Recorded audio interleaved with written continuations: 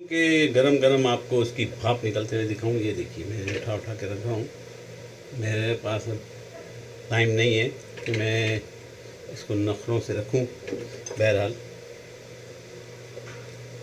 Time काफ़ी हो चुका, मैंने जाना होता है इस वक्त।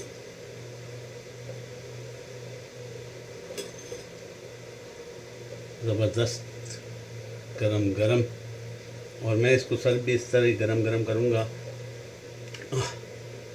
मैंने आपको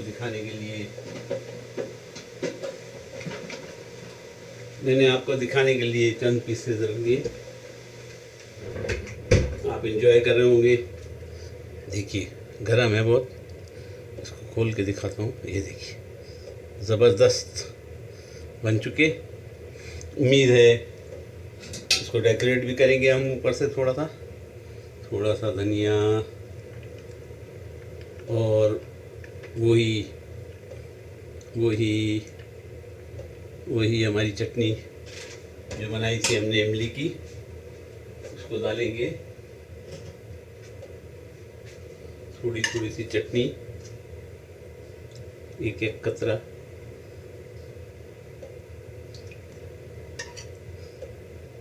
ताकि खाने में मज़ा आए।